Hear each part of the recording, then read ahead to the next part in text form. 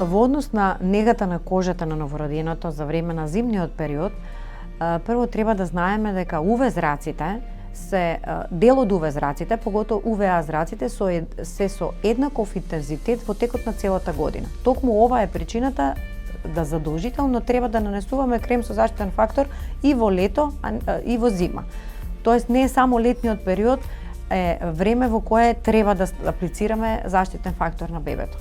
Баш поради присуството на UV зраците со ист интензитет и во текот на зимата, дури кога веќе доаѓаат снежните периоди, кога бебето се носи на планински предали, каде што има и снег, ние знаеме дека сончевите зраци се одбиваат од снежната покривка и се рефлектираат врз кожата. На тој начин кожата на бебето е многу посериозно изложена на UV зраци отколку во летниот период.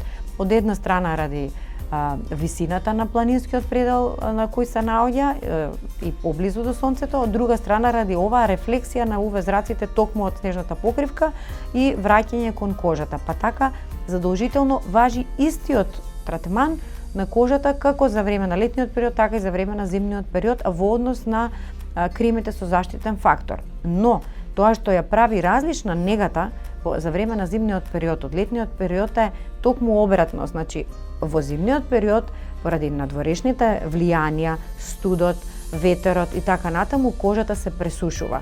И навистина е задолжително нанесувањето на заштитни креми, кои всушност бебешката кожа ќе ја заштитат од пресушување и понатаму од дополнителни иритации. Значи, покрај негата со заштитен фактор, кога бебето ќе престојува во надворешна средина, задолжително е да ставаме и бариерна крема, значи крема која всушност ќе го спречи ова пресушување на кожата и ќе ја заштити од сите овие надворешни влијанија за време на зимата.